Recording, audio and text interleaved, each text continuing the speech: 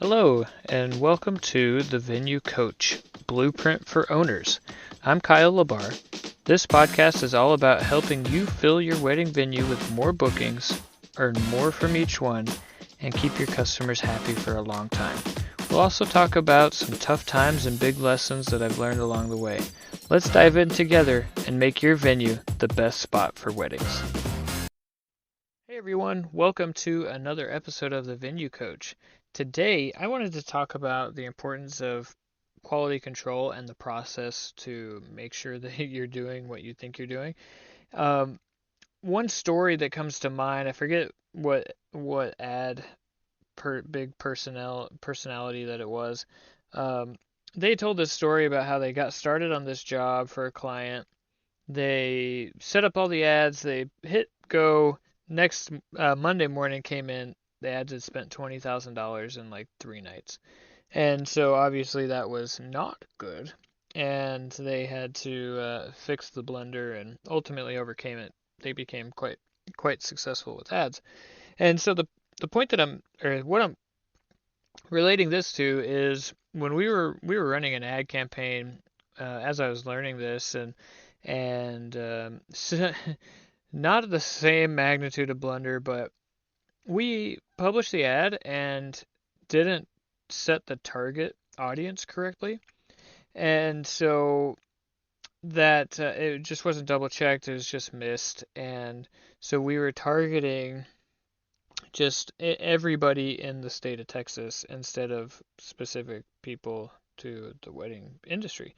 And so um, we were getting great clicks, and I was like, okay, great, but why aren't we getting bookings or rather tours? Why aren't we having our brochure downloaded? Like, what's going on? Is it our landing page? Is it this?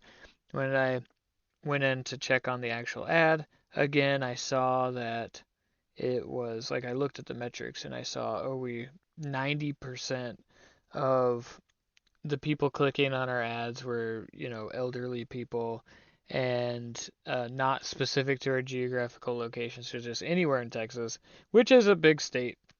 And so that, we caught it after just a couple of days, so the economic fallout was nowhere near $20,000, but I'm just glad that we caught it sooner than later. And instead of making these huge changes to our landing pages and to the content that we were sending out, the messaging and copyright and all of that, we just double checked the initial work. And so sometimes you got to do that to make sure that you're not going crazy, and that wound up saving us. We got the retargeting. We got it targeted to the right audience after that, and then the results were starting to make more sense, and it became more apparent on what was driving those results. So, just a word to the wise: don't do what I did, and double check your work. Make sure that you are doing what you think you're doing. Sometimes it's just you thought you did it the way that you did it, but you didn't. And so always, and if you have to get somebody else to check your work, say, hey, would you mind looking over this real quick and make sure I'm not going insane? I can't tell you how many times I've done that, and most of the time you're fine. Sometimes you catch ones where, oh, hey, you missed, the whole target audience, but good job, you targeted Texas. So if that is helpful for you, I would certainly appreciate a like, share, comment. And if not, then stay tuned next one. I might surprise you. You might have something worth listening to next week, but or tomorrow, whenever the next one comes out.